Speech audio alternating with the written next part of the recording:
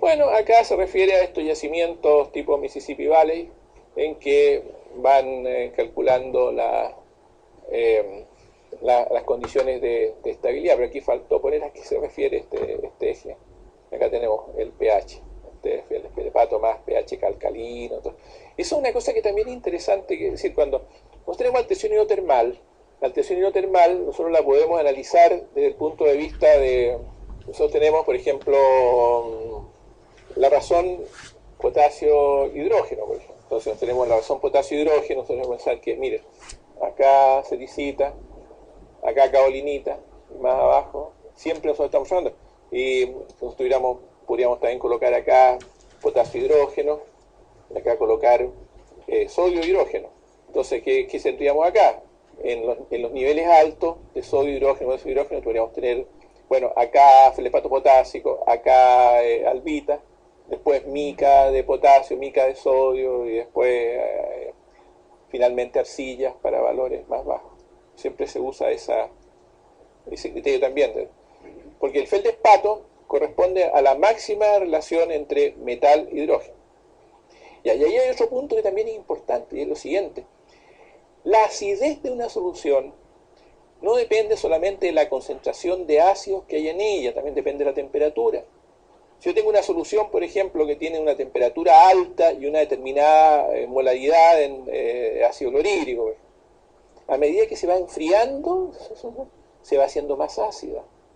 ¿Por qué? Porque el grado de disociación de los ácidos disminuye con la temperatura, por lo tanto aumenta al bajar la temperatura.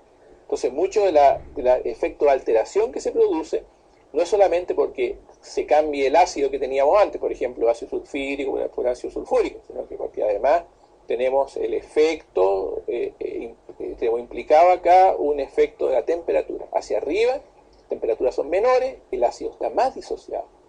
Eso es lo que a veces va contra nuestro sentido intuitivo, ¿no es cierto? Nosotros nos imaginamos que si una solución es más caliente, más ácida y tiene ácido, más reactivo el ácido. No, no es así. Hay una relación entre temperatura y disociación que en general que va a disminuir con el aumento de temperatura. Acá tenemos otro diagrama para el asunto del hierro.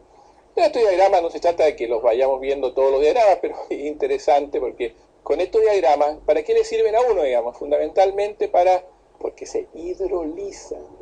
Se hidroliza, acuérdense de eso. El hierro férrico se hidroliza. Entonces, el hierro férrico, el Fe3, más reacciona con el OH del agua y forma FeOH3. Si reacciona con el OH del agua, ¿qué significa eso? Que le va a quitar al agua natural, ¿no es cierto? El agua natural, supone que el agua natural está disociada en hidrógeno más OH, ¿no es cierto? Si ustedes le quitan OH al agua, ¿qué va a pasar? Acuérdense el pH. ¿Qué significa el pH? pH es igual a menos logaritmo de la cosa, hidrogeniones. Los hidrogeniones multiplicado por los OH, esto igual a 10 grados menos 14 moles por litro. ¿verdad?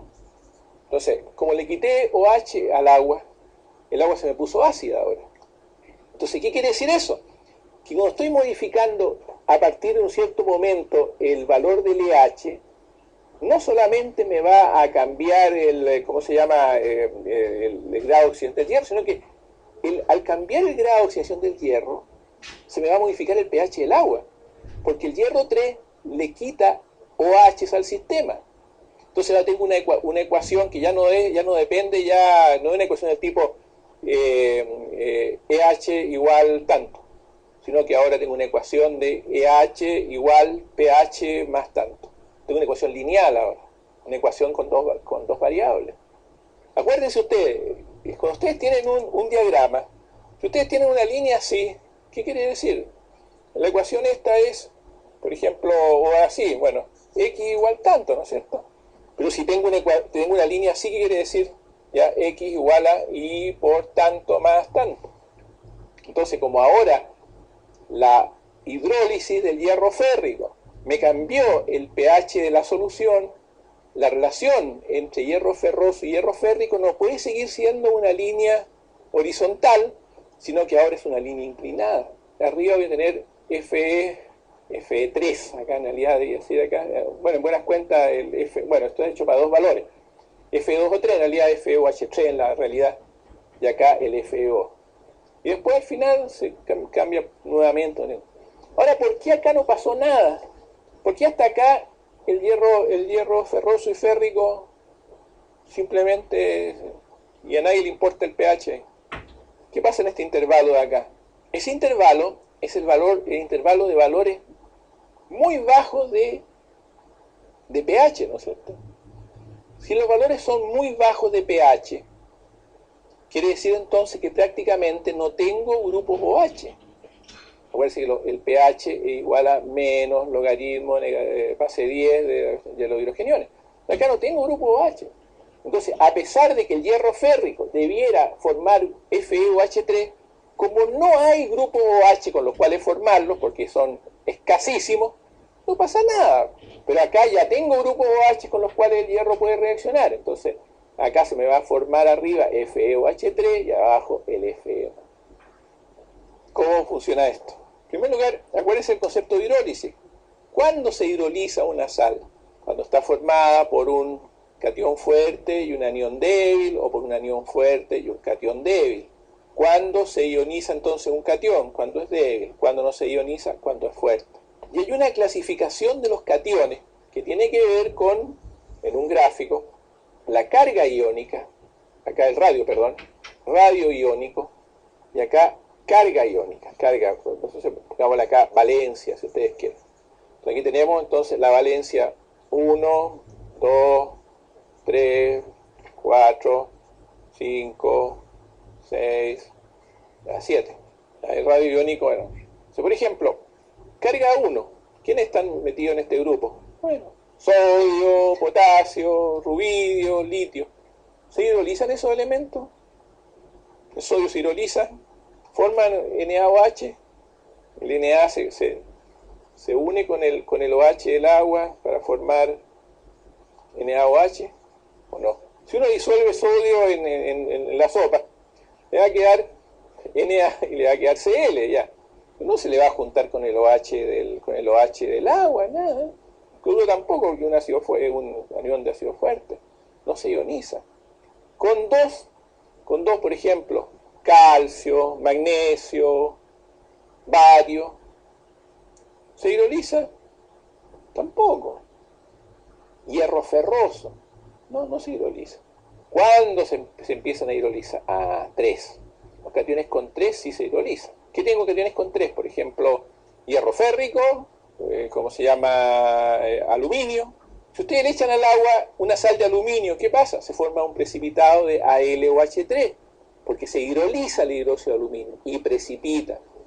Si tienen hierro férrico y lo echan al agua, también se hidroliza y precipita. ¿Cómo se puede usar esa hidrólisis del hierro para un resultado positivo, favorable?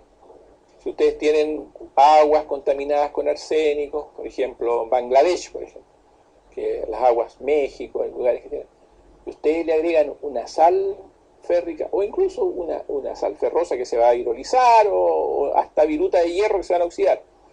Se forma el FeOH3 cuando se hidroliza el hierro y eso capta el arsénico que hay en solución y lo precipita al fondo.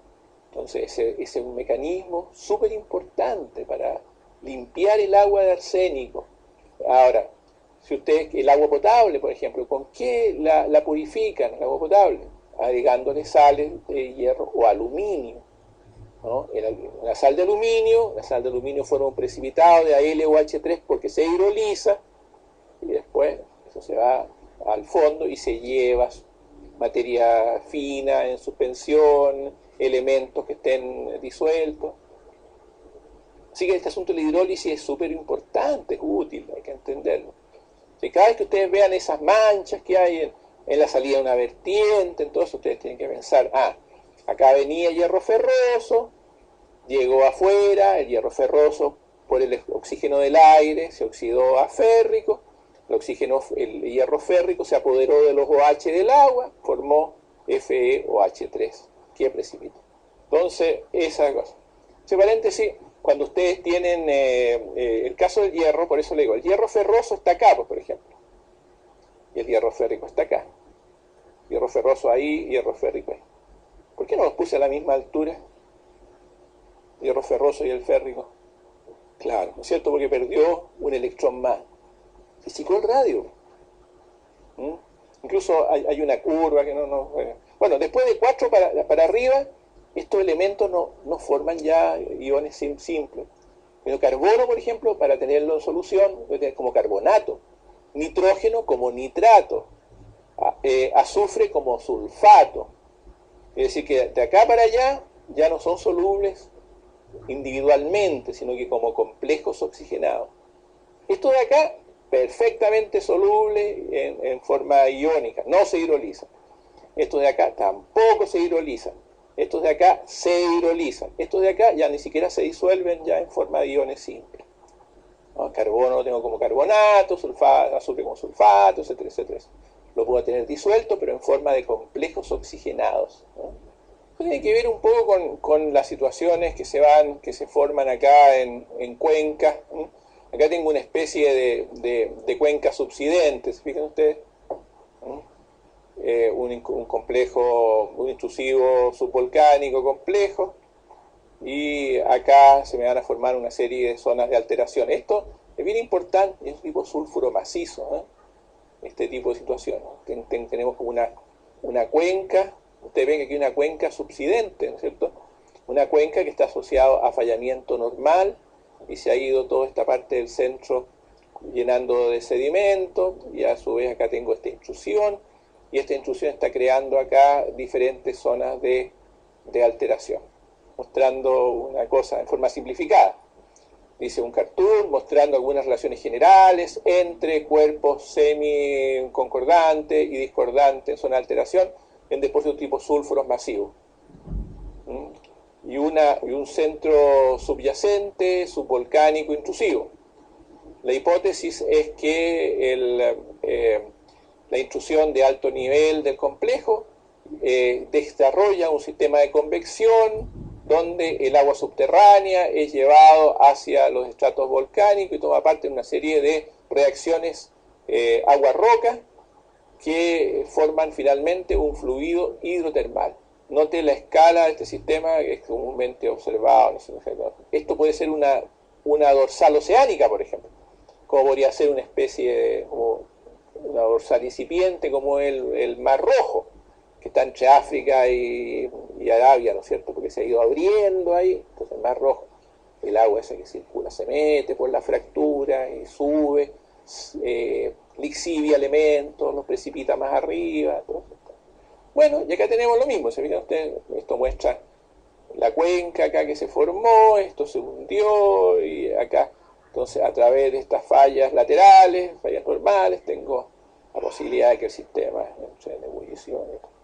Bueno, estos son situaciones de alteraciones en torno a yacimientos de tipo pórfido de cobre, o sea, perdón, de yacimientos asociados a metasomatismo alcalino. Esto es de nosotros, ¿eh? El estudio que le he hablado a ustedes delante, ¿se acuerdan?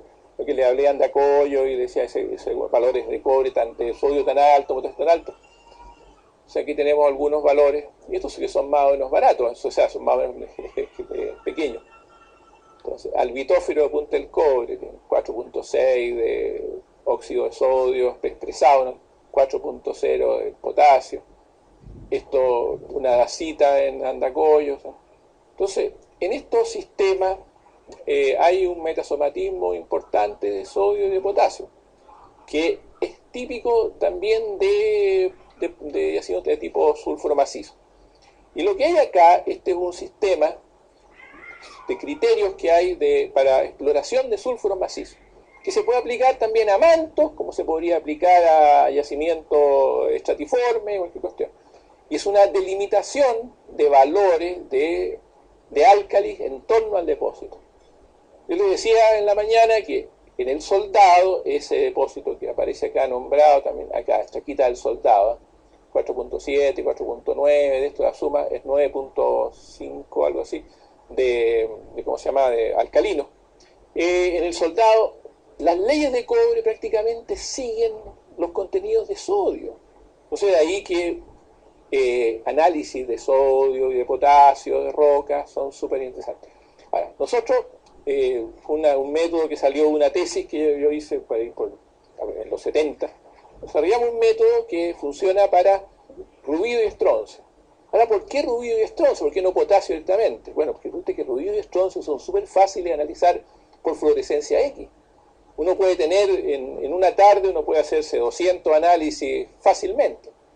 Uno mete la roca molida, la pone en una pastilla, la mete en un aparato, y es incluso más sensible el rubidio que el mismo potasio, porque como un elemento que tiene un radio iónico más grande.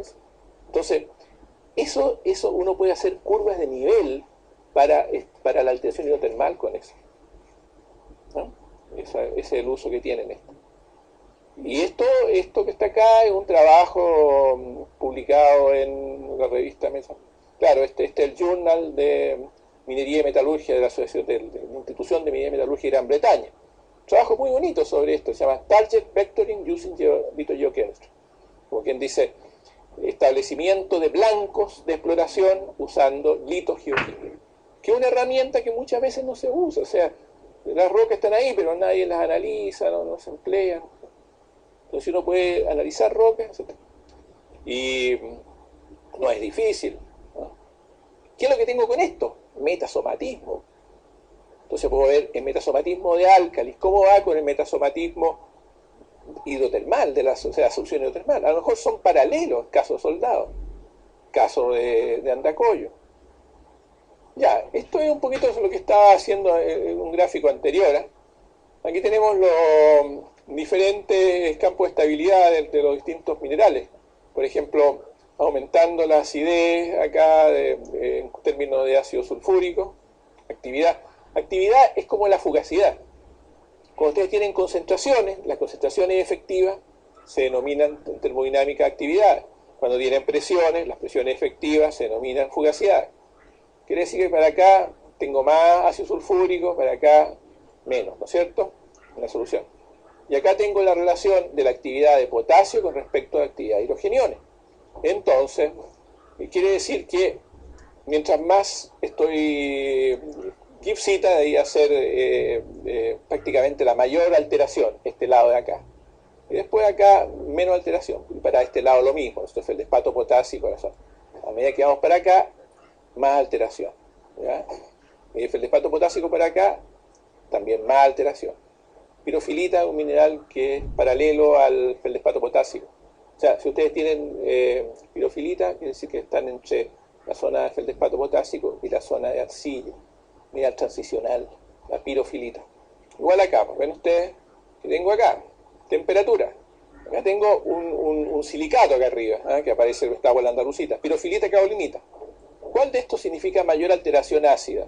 ¿Caolinita, pirofilita o el silicato andalucita? ¿Cuál es más alteración ácida? La caolinita. ¿Por qué entonces tengo acá abajo la caolinita? Menor temperatura. Acuérdense, menor temperatura, mayor disociación. Ya, y acá, si lo que tengo acá es potasio y hidrógeno, ¿no es cierto? ¿Qué quiere decir esto? Y esto tiene que ser negativo, acá faltan también los signos de esto. Ya, quiere decir que en este caso, acá tengo más potasio, menos hidrógeno, y acá después aumenta el hidrógeno en la muscovita, aumenta más todavía el hidrogenión en la caolinita. Esta es una mica, ¿no es cierto? La muscovita es una mica. Feldespato potásico es el feldespato. La caolinita ya es la arcilla ya. Entonces, el progrado que me dice, primero, por ejemplo, si tengo feldespato potásico, puedo pasar a muscovita, de muscovita a pirofilita, de pirofilita a caolinita. Por ejemplo, una zonación de mayor a menor, ¿eh? temperatura sería esa, feldespato potásico, muscovita, pirofilita, caolinita. Esa sería. ¿Qué tenemos acá? ¿Qué pasó ahí? A ver si ustedes me cuentan. Correcto, bueno, vamos, sí, por ahí va la cosa. Pensemos acá abajo, hay un intrusivo, ¿no es cierto? Que está creando un flujo de solución. Avanzó acá. ¿Y acá qué tenemos? Aquí dice feeder vein and brecha ores. O sea, feeder significa alimentación, ¿no es cierto? ¿Relacionadas con qué cosa? Con ebullición y con, puede ser intenciones de beta y, ¿qué dice ahí? inflexiones, ¿no es cierto? ¿A qué se refiere inflexiones? Claro, el manteo, ¿no es cierto?, que va variando. Entonces, es lógico, se me abre acá. ¿Qué relación hay entre esto? ¿Por qué coincide boiling con inflexiones? Claro, ¿no es cierto? Como tenemos ahora más espacio, el sistema entra en ebullición. Se deposita, siguió para arriba esta cosa. Aquí tengo un halo propilítico en torno a esto. Llegamos acá. ¿Qué pasó acá? Bueno, ahí dice, ¿no es cierto? Acá nos encontramos con un horizonte más permeable. Ya lo que este horizonte más permeable, por tanto, el sistema este se pudo expandir lateralmente. Y entonces, al mismo tiempo, la mayor permeabilidad equivalió ahora a un mayor volumen. En consecuencia, este sistema ahora entró también nuevamente en ebullición acá. Y ahora empiezo a tener, ¿no es cierto?, toda esta manifestación de la ebullición en forma de es decir, acá se me crea una chimenea de brecha. ¿Cómo se forma una chimenea de brecha? Por el efecto de estos fluidos que se abren paso, ¿no es cierto?, hacia la superficie a través de estos canales almacenadores en forma de... Entonces, y acá obviamente que se puede precipitar mineral. Terminó el horizonte permeable y ya estamos ya en la parte más superior. Aquí se me crea un envolvente ácida. ¿Por qué? Porque ahora tengo posibilidades de mayor reacción con agua subterránea, todas esas cosas. Salió esto, acá tengo un depósito, unas terrazas de sinter, todas estas. Hay una cosa que es súper importante, por lo menos, digo yo, cuando hago mis cursos, yo siempre digo, miren, si yo estuviera mostrando a ustedes cosas todas distintas, no valdría para nada lo que estoy haciendo. No es eso, ¿cierto? Lo que yo estoy tratando de hacer en este curso es mostrarles a ustedes que unos pocos principios reiteradamente aplicados permiten explicar numerosas situaciones que aparentemente son distintas, pero siguen siendo siempre los mismos principios. Por ejemplo, todo lo que son cambios de permeabilidad, cambios estructurales, procesos relacionados con la química, las soluciones, todas esas cosas. Lo interesante es eso, ¿no es cierto? Porque si no, sería una locura esto que estaríamos viendo A, B, C, D, ¿y qué hacemos con todas esas cosas? ¿Cómo las almacenamos? No, esos son los principios conceptuales, siempre los mismos principios conceptuales. Vamos introduciendo algunos, pero la mayoría los seguimos reutilizando. Bueno, acá otra cosa, de nuevo lo mismo, ¿no es cierto? Acá se parece caulinita, albita, monbonionita, ¿ya? Estamos acá, bueno, es obvio acá mayor acidez, ¿no es cierto?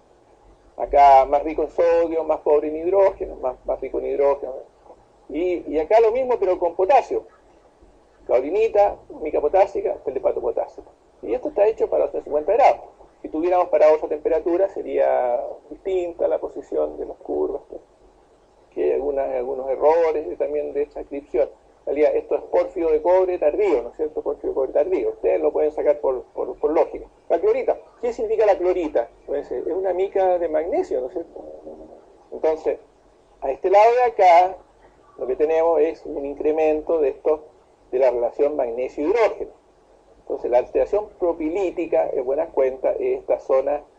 Entonces, y tenemos una serie de diferentes situaciones. Ustedes ven, por ejemplo, zona ácido sulfúrica allá abajo, ¿no es cierto? Y fuentes termales asociados a condiciones muy ácidas. Después los pórfidos de cobre tardío, intermedias. Por eso, esa es la zona cuarzo-cenicítica, la zona fílica que llaman, ¿eh? Con turmalina, toda esta parte de acá. Después acá, la zona del sulfuro de cobre temprano, ¿eh? Del pórfido de cobre, zona potásica.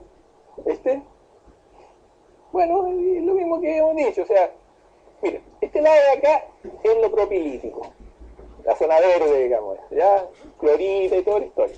De acá hacia arriba vamos a ir a zonas cada vez ahí es feldespato, ¿no? Ya. Acá estamos en una zona de bastante hidrógeno, poco potasio, aumenta el potasio, estamos en término medio acá, y acá mucho potasio, poco hidrógeno. Pero acuérdense que también tiene que ver con la temperatura, eso entonces, ¿no es cierto? Porque el hidrógeno en realidad depende también de la temperatura. A mayor temperatura, el hidrógeno se inhibe porque hay menos disociación. Zona de feldespato potasio. Después acá estamos en esta zona intermedia, adularia sericita, que es la que tenemos en el caso de en Antacoyo, pues no se da eso.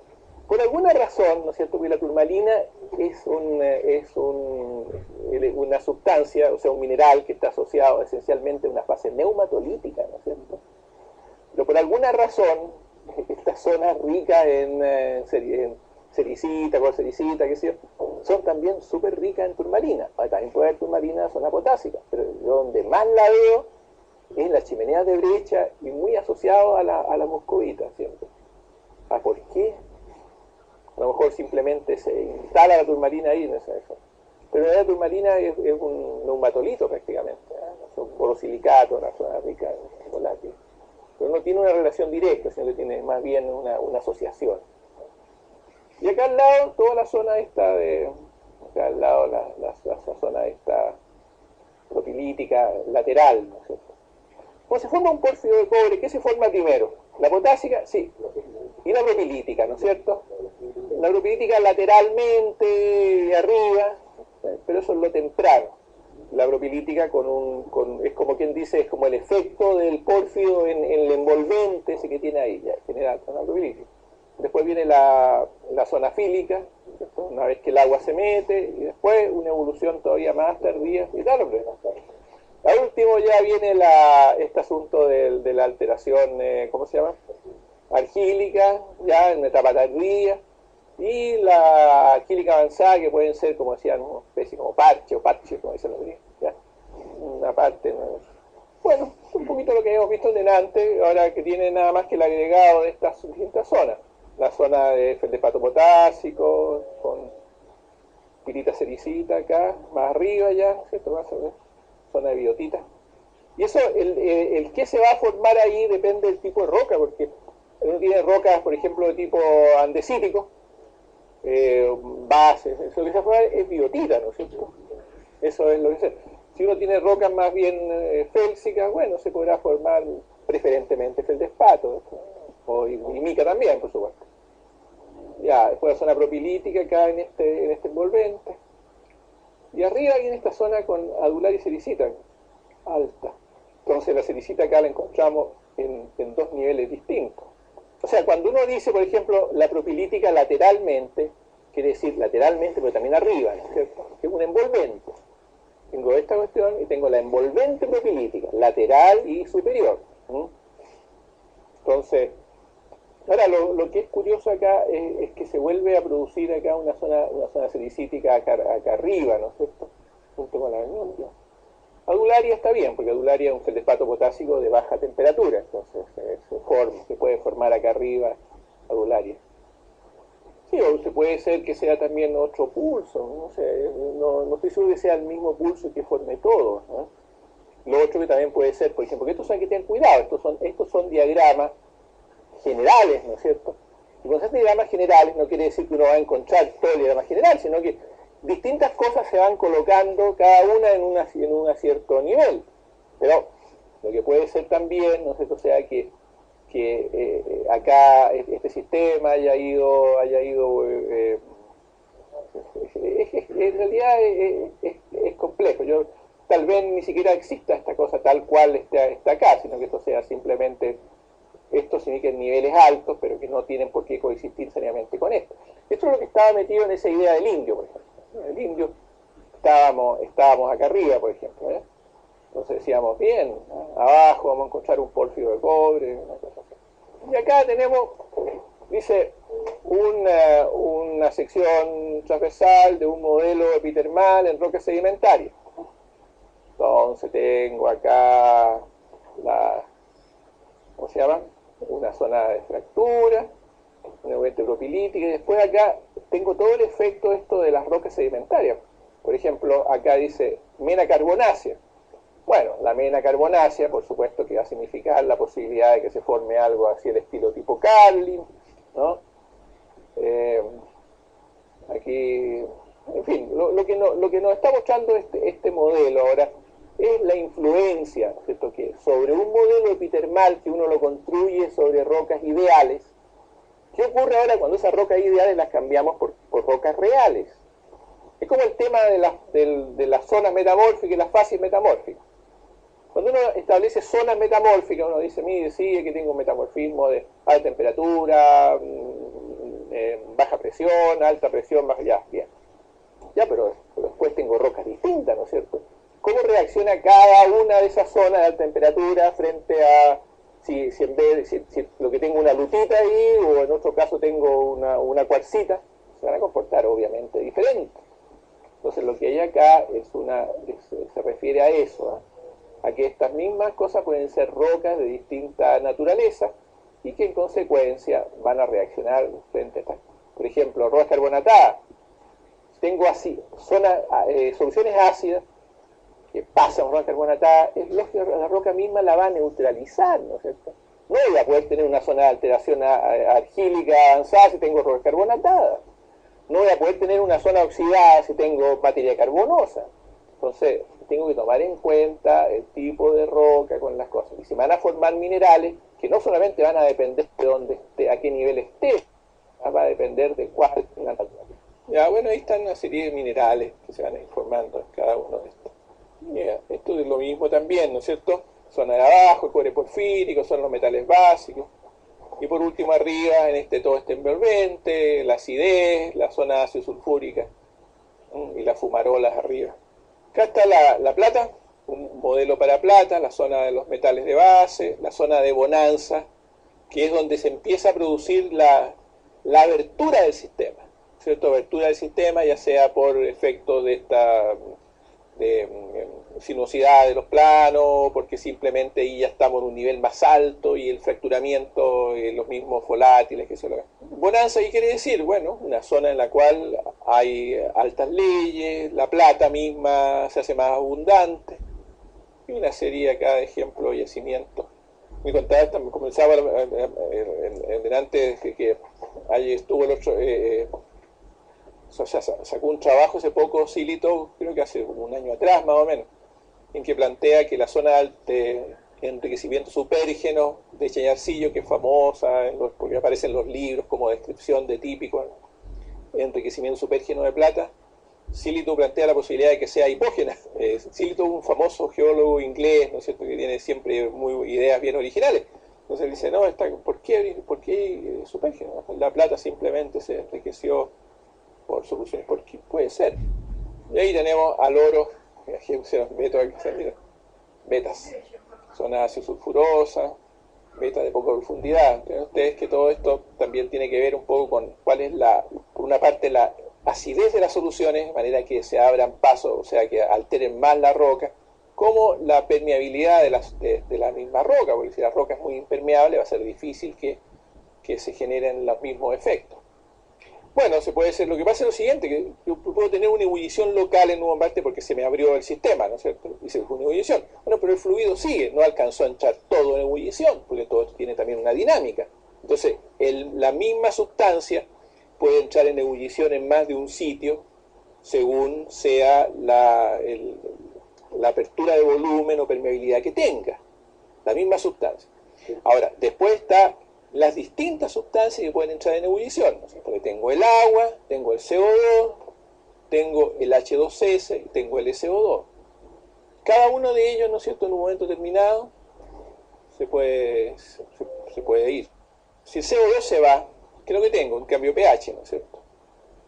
Ya, ese cambio pH puede hacer que se produzca una precipitación del oro o no, depende, porque a lo mejor no es tan significativo el cambio pH. Ahora, si se entra en ebullición H2S, ahí sí que es significativo, ¿no? Por eso voy a perder el vehículo con el cual el oro se mueve. Entonces, a lo mejor un tipo de ebullición hace que un metal precipite y otro no, y así. Aparecen depósitos, lo que son los depósitos reemplazo, y las formas que se pueden obtener, pipas y chimeneas, depósitos irregulares. Me dice, bueno, ¿por qué esta cosa se fue para abajo y acá llegó allá? ¿Qué lógica tiene eso? Bueno, alguna lógica tendrá. Hace poco, o sea, hace en realidad algunos años atrás, se produjo una situación bien curiosa. Había un yacimiento de hierro de los Colorados, un yacimiento de hierro clasificado dentro del entre pequeño y mediano. Hay un cerro acá, y después acá un rajo abierto acá. Y después esto seguía para allá, y una cosa de ese estilo.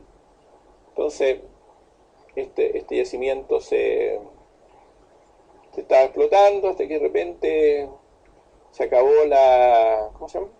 Se produjo un derrumbe en una pared, creo que en la pared de acá, y se cerró el depósito. En realidad seguía para acá, seguía para abajo, pero se cerró porque el yacimiento no tenía demasiado futuro, ¿no es cierto? Sí. Entonces, todo esto son rocas andesíticas, rocas volcánicas andesíticas, no hay ningún tipo de roca especial fuera de eso, ¿no? Ya, entonces, se hizo acá un estudio gravimétrico en este depósito, para ver si había algo más, y lo hizo un geofísico de apellido Mateo Draghisi, o sea, Mateo Draghisi, fue profesor mío de Mateo Draghisi en la universidad, así que imagínense, era antiguo, debe ser antiguo. Y usted que él hizo una modelación y salió un yacimiento súper raro. Y más o menos la modelación de él, como esas modelaciones típicas de geofísico, era una cosa así rara. Se hicieron los sondajes. ¿Qué resultó? Todo algo, digo, el caracol, ¿eh? Este yacimiento, y eso está aquí en realidad está exagerada esta parte, ¿eh? Porque este es un yacimiento de 300 millones de toneladas. ¿Por qué tiene esa forma? La forma más rara que he visto. No hay nada en esta roca no es distinta. ¿Qué está? No sé si miren la forma extraña que tiene. Entonces, hay muchas veces que, me refiero a estas cosas, por ejemplo acá, miren, se fue así, se metió allá.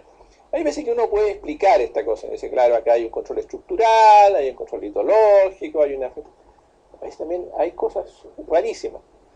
Nadie me ha podido explicar el por qué tiene esa forma. Ahora, cuando se vio que eso era así, cambió toda la película y ahora es un yacimiento explotado en un joint venture por la Mitsubishi y la compañía minera del Pacífico, que era dueña del yacimiento, y ahora es un yacimiento de la gran minería del hierro nuestro, digamos. No es una enorme, pero sí, yacimiento hoy día es el principal yacimiento de explotación de hierro. Pero eso nadie se lo habría imaginado, ¿eh? Imagínense cómo sigue para abajo esto. Ustedes ven que con esa forma que tenía, pues era así que sigue, entonces esa cuestión no tiene mucho futuro, porque para explotarlo más habría que haber sacado mucho estéril de los dos lados, ¿no es cierto? ¿Y a quién se le iba a ocurrir que esta cosa se iba a seguir para allá con eso? La geología tiene sus misterios, ¿no? Una roca idéntica a la roca, hasta donde uno puede verla. Bueno, hay otros casos en que es más sencillo. Por ejemplo, acá se ve que estos cuerpos son más o menos, ¿cierto?, tabular, y tiene esta forma de como una especie de embudo hacia abajo, ¿no? Ahí se abren y después y eso puede coincidir. Acá se ve que ahí, por ejemplo, coincide con un cambio de roca, ¿no? Entonces tenemos unos yacimientos tipo manto, por ejemplo, que tenemos volcánico y encima una roca carbonatada. Uno piensa roca carbonatada, generalmente uno se la imagina como roca fácilmente reemplazable, ¿no es cierto? Pero roca carbonatada en algunos yacimientos son todo lo contrario, son como la tapa del yacimiento. Uno pasa de la roca volcánica a la roca carbonatada y el yacimiento hasta ahí sí. O sea, en cierto modo, perdón, hay roca carbonatada, el yacimiento, digamos que aquí esté abajo la roca volcánica, el yacimiento está en esta parte. Y pasó a roca carbonatada, se acabó el yacimiento, inmediatamente, nítido. Uno podría pensar todo lo contrario. Estos son algunos tipos Carlin, ¿no? Aquí justamente este yacimiento Carlin, el original. Aquí está el pit de Carlin, una roca carbonatada y encima una roca que debe ser una especie de lutita carbonosa, si no me equivoco. Acá el Carlin estoy creo que los Carlin no son estrictamente cuerpos estratiformes, ¿no? Tienen formas bien variadas. Entonces, acá se forman distintos cuerpos. Son re distintos un yacimiento de otro. O sea, a veces uno ve, por ejemplo, un control estructural fuerte en los Carlin. Y uno ve que en torno a una fractura, ahí está mineralizado. Hay otras veces que el control estructural pareciera no ser importante y sí el control estratigráfico. O sea, hay horizontes muy marcados. Esto, por ejemplo, es mucho más estructural. Fíjense acá, interesante, acá ¿qué hizo la cuestión? Siguió por acá por una fractura, ¿no es cierto? Se ve que esto es una falla. Llegó acá, y aquí encontró un horizonte favorable y se fue para ese lado. Pues siguió, está metido en la otra roca, igual se fue para el otro lado. Después siguió para arriba por esto. Si uno estudiara esto, ¿qué lógica tiene? Bueno, tiene una lógica, es evidente que el agua sabe por dónde se va, ¿no es cierto? El asunto es que uno no lo sabe. El agua sí tiene sigue los potenciales, la energía potencial, y se va haciendo camino por la zona de mejor permeabilidad, con los gradientes hidráulicos mayores, etcétera. Pero a priori uno puede establecer, por ejemplo, mira la forma que tiene rara, mira, y este otro, sí, ya sabe. Entonces, es complicado estas cuestiones para explorar. ¿Qué quiere decir eso? Cuando el geólogo tiene criterios sencillos, quiere decir que se puede ahorrar sondaje, ¿no es cierto? Cuando no los tiene, quiere decir que tiene que recorrer mucho más a los sondajes, porque igual que un ciego, ¿no es cierto? Como el ciego anda con un bastón, el geólogo cuando no tiene criterios muy sólidos tiene que andar con sondaje y sondaje. Esa es la gran diferencia que hay. En algunos yacimientos de esto, lo mejor, por ejemplo, cuando uno tiene, obviamente que cuando hay contacto, uno dice, claro, hay que ver qué pasa con el contacto, no hay ninguna duda, cuando hay fractura. Estas son las chimeneas negras del fondo oceánico, las cosas que se producen ahí. Pues. Entonces tenemos acá estas chimeneas negras, agua que se mete por zona de fractura. ¿Por qué se mete el agua acá? Porque, bueno, esto es una zona en expansión, ¿no es cierto? Está abriendo el sistema, se abre, se abre. Y porque el sistema se abre, quiere decir que deja espacio entonces para las soluciones mineralizadoras que se meten. Pero las soluciones mineralizadoras vienen de acá mismo. Entonces, este magma aporta. ¿Qué aporta el magma? ¿Qué creen ustedes que aportará ese magma? Fundamentalmente. ¿Es lo más importante que el magma debería aportar? Que lo que más tiene posibilidad el magma de aportar, otra cosa. Es más probable que el azufre lo tenga que sacar de ahí. Ahora, no es la única forma. También podría ser que el azufre lo sacara del lixiviado de la roca. También podría ser. Pero yo tiendo a pensar que es ¿por qué? Porque el azufre, como es volátil, los compuestos azufrados, ¿no sé? Tiene más posibilidad de irse del magma. En cambio, estas soluciones, ¿son soluciones salinas estas? Claro que sí, ¿no es cierto? Son del fondo marino. Así que imagínense si no serán salinas. Tienen la posibilidad de ir sacándole a las rocas estas los metales que tiene. Y entonces los metales con esto entonces sale arriba. Y cuando sale acá, ¿qué pasa? Bueno, cambia todo el sistema, ¿no es cierto? Vienen estas soluciones y salen estos verdaderos, ¿cómo podríamos decir? Son como coloides, ¿no es cierto? Coloides sulfurados, ¿eh? Y se depositan acá formando primero que nada la chimenea y después depósitos en torno a ella. Las fumarolas negras del fondo oceánico. Yacimientos que, entre paréntesis, son singenéticos con respecto al material en que están metidos, ¿no? Por eso digo que la tectónica de placa ha unido magmatismo con singenetismo, con todas esas cosas, y no tienen por qué ser cosas contrapuestas. O sea, no tiene por qué lo singenético, lo que intervenir en ausencia, o sea, si no hay. Estos son las formaciones de los sulfuros macizos. Entonces ustedes tienen acá, esto es lo típico, ¿eh? Un sulfuro macizo tiene normalmente una zona inferior, que es una especie de stonework, de roca altamente fracturada, que esto está probablemente conectado con algún intrusivo más profundo, en fin. Por acá circula la solución. Y estas soluciones que acá depositan normalmente pirita, calcopirita, después una vez que salen, depositan un montón de sulfuro y muy fino. ¿Por qué? Porque ahora tenemos un enfriamiento rápido, ¿viste? El agua del mar. ¿Qué se forma en estos casos? ¿Cómo se ve la mena? Tal como también hablábamos, ¿qué quiere decir scan? ¿No es cierto? Kuroko quiere decir mena negra. ¿Y por qué es negra? Porque es precipitado sulfuro. Cuando uno hacía marcha analítica, antes hacía marcha analítica, ¿qué hacía uno, por ejemplo? O sea, a uno le basaban una sustancia, ya, analice qué es lo que es esto. Entonces, lo primero que nada, uno lo hacía, lo colocaba con un ácido clorhídrico, tal vez, o nítrico un poco ya, y lo colocaba en una cápsula y lo calentaba. Entonces se le disolvían las cosas que tenía. Le decía, pero ahora algunas de esas cosas serán ciertos metales pesados y otras no. Entonces, eso lo llevaba uno a un medio en el cual había, le llamamos la vaca, nosotros, que tenía un montón de varios gomitas que se cerraban con una cuestión. Salía ácido sulfídrico ahí. uno hacía burbujear ácido sulfídrico y se formaba el precipitado negro inmediatamente. Ahí iba el cobre, el hierro, todas esas cosas. Entonces, después uno decía, a ver, vamos a ver si acá, si dentro de toda esta sustancia, ¿no es cierto?, hay mercurio, por ejemplo. O sea, uno, ese precipitado negro lo hervía con sulfuro de sodio. Y después recogía abajo lo que se disolvía de eso. Y si había mercurio, después uno le agregaba un poco de ácido y precipitaba negro de nuevo. ¿Por qué? Porque el sulfuro, el mercurio, en exceso de azufre se disuelve.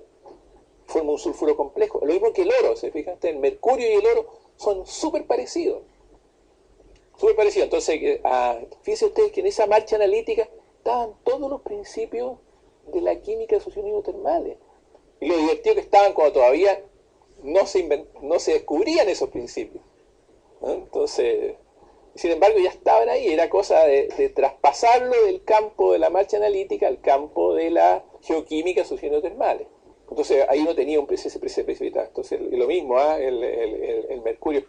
¿Qué significa eso? Que cuando uno tiene, por ejemplo, yacimiento, cuando está cianurando oro uno, también cianura mercurio. A veces en esas pilas de lixiviación de oro, a veces uno encuentra un montón de mercurio en forma cianurada. Bien interesante ese tema. Bueno, aquí tenemos una formación de sulfuros macizos, de origen vulcanogénico. Esto se va complicando. Puede partir con un sistema en el cual hay unas vetas mineralizadas y después a medida que progresa, se va reemplazando más material y se van formando zonas con brechas, como ustedes ven ahí, todo se va reemplazando. Y esto ocurre en la interfase entre el fondo oceánico y el mar, ¿no es cierto? De los sedimentos, ahí está, justo esa es la parte que se forman los sulfuros macizos. La parte discordante, la parte concordante forma lenticular y es subyacente a la parte discordante. La parte concordante forma un montículo compuesto de más del 60% en volumen de sulfuro. La parte discordante, designada como chimenea de Stowell, está compuesta de filones de sulfuro. La parte de acá. Ya, acá tenemos los típicos sulfuros macizos, estos que hay en la zona esta de la península ibérica. ¿Cuál es el gran avance, el gran descubrimiento de la península ibérica en los últimos, ya debe tener más de 10 años, digo 20 años ya? Neves Corvo, ha sido una zona que se daba ya poco menos que por agotada, y habían estado buscando por años y no aparecía nada. Entonces, habían unos geólogos de la Río Tinto, me parece que eran unos ingleses, estaban trabajando ahí. Habían hecho sondaje en una zona que ellos creían que era la zona buena y no resultó nada. Entonces invitaron a tomar unos tragos ahí a un geólogo regional, a un geólogo ahí en la oficina geológica de la zona, que tenía conocimiento del área y todo eso. Y le contaron la historia. Mire, hicimos esto y lo otro. No resultó. Le dijo, mire, usted ¿no han pensado que esto podría ser así y así, y que si así fuera, entonces? Ya. Sí. Hicieron caso, hicieron el sondaje y ahí lo encontraron. Y usted, una persona que no había trabajado para nada en la exploración, pero él tenía su punto de vista y todo eso. Por eso que son tan importantes los contactos que a veces se puedan tener entre distintas visiones geológicas. Y a veces, ¿saben ustedes? Eso es uno de los problemas de los geólogos. Yo no sé cómo son los geólogos. Yo conozco geólogos peruanos, pero no al punto de vista de lo que conozco los geólogos chilenos. Y en general en Chile tienden a ser tremendamente cerrados, en muchas cosas. Acá tenemos el fondo oceánico y todo estos cuerpos. Cuando uno ve un cuerpo de esto, tiene que pensar que esta parte de abajo representó más o menos el nivel del zócalo en un cierto momento, niveles que están un poco más altos. Entonces aquí tenemos, sale el material acá, puede salir en el fondo oceánico o sobre sedimentos también. Y a partir de acá se empiezan a formar estas cosas, con jaspe ferruginoso, todos esos materiales, y los sulfuros. Estos sulfuros macizos, que son muy ricos en pirita, entre paréntesis, se vienen explotando en la época de los romanos, ahí en el sureste de España. el principal yacimiento en español se llama Río Tinto. ¿Qué quiere decir eso? Un río, ¿no es cierto?, de un color oscuro. ¿Por qué? Porque es una tremenda fuente de drenaje ácido. Yacimientos piríticos, muy ricos, también con cobre, por supuesto, ¿no? Desde el punto de vista de drenaje ácido, es hoy día el gran problema ambiental de la minería. Y ahí tenemos entonces nuestro yacimiento formado. Después acá hay otros. Todo esto hubo todas unas discusiones ahí, porque también había habido un equipo de la universidad que trabajaba con Routier y estuvieron con sus memoristas haciendo varios años geología y a su vez ellos se descubrió Neo Escorbo que no le habían dado a ellos el reconocimiento por todos los trabajos que habían hecho. Como siempre se usa siempre información, ¿no es cierto? Y al final a veces hay algunos que quedan fuera de los reconocimientos, en que aparezca algo, pero siempre hay alguien que hace los sondajes, ¿no?, que toma la decisión, entonces, y corre el riesgo. Entre paréntesis, Lowell es bien, tiene unos apuntes muy buenos. Lowell hizo un curso en Chile hace años atrás sobre exploración minera, muy bueno, bien bueno. Entonces, él dice en una parte que el geólogo exploracionista tiene que ser una persona que toma riesgos, y que si uno no toma riesgo, no funciona.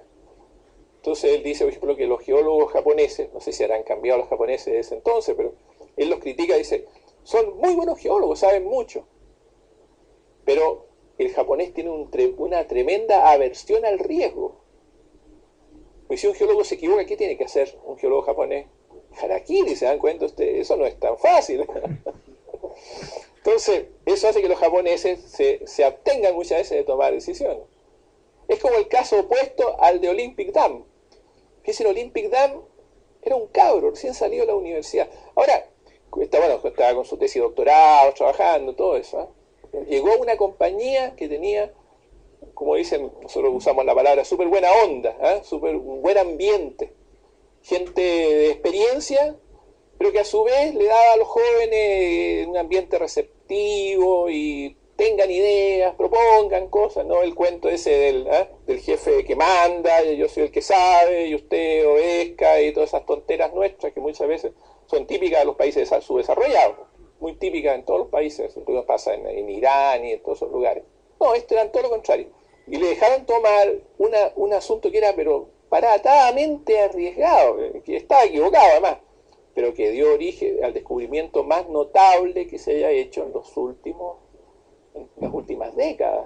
Olympic Dam, varios miles y millones de toneladas, alta ley de cobre, buenas leyes de oro, uranio, tierras raras, con una idea equivocada, pero que finalmente era una idea, eso es lo interesante, una idea de exploración. Con esa idea de exploración se hicieron los sondajes. Ahora, el mérito es del cabro haber tenido una idea. Y después de los jefes de él, de haberle dicho, ya, hagámoslo. Son esas empresas. Mire, es un asunto que no tiene. Los anglosajones tienen ese mérito, ¿eh? Gente que toma riesgos. Y son más. Muchas cosas tienen una serie de cualidades. Esto que yo creo que uno ve cosas negativas de ellos y se olvida de las cosas positivas. Entre paréntesis, son tremendamente. Eso se ve, los profesores americanos, por ejemplo. Ustedes escriban a un profesor norteamericano, díganle, mire, tal artículo suyo lo necesito, porque sé yo. Le va a contestar el mismo día y se lo va a mandar. Hagan lo mismo con un sudamericano. Si les contesta ya es mucho ya, y a lo mejor no les va a contestar. ¿Se dan cuenta ustedes? ¿Por qué se los digo esto? No para que ustedes, para hacer una apología a los medios, sino que nosotros tenemos que cambiar en esas cosas, tenemos que ser distintos. No podemos vivir en un mundo en que cerrado, autoritario, qué sé yo, no, todo lo contrario. Ese lado, ese es un lado que uno tiene que tratar de explotar. Y sobre todo en el asunto ese, entender que la geología, la exploración minera es un trabajo de riesgo, que hay que tener ideas, que hay que respaldar sus ideas con buenos argumentos, por supuesto, pero que también hay que hacer las cosas. Después del 11 de septiembre en Chile, el golpe militar, imagínense ustedes, al principio no pasó mucho, pero después rápidamente empezó a pasar. Llegaron compañías extranjeras, etc. Una empresa extranjera contrató como geólogo jefe a un ingeniero de minas chileno. que probablemente era la persona que más sabía sobre yacimientos minerales chilenos en esa época, pero que era tremendamente refractario a correr riesgo. No pasó nada con esa empresa. Y era una que podría haber sido exitosa. Y la persona de verdad sabía, ¿ya? Y había tenido buenas ideas. Se le hicieron proposiciones, empresas, no, mire, no, ya. Eso hay que aventurarse. Ahora no se trata de hacer tonteras tampoco, tener ideas y jugarse. En exploración ha habido empresas también anglosajonas, ¿no es cierto?, que han tenido a veces en un país varios grupos explorando, cada uno de ellos independiente, compitiendo incluso entre ellos. Uno decía, pero qué disparate, ¿cómo vamos a hacer competir a dos grupos de la misma empresa? Nada, desarrollen sus propias ideas, vayan detrás de la presa, como bien dice.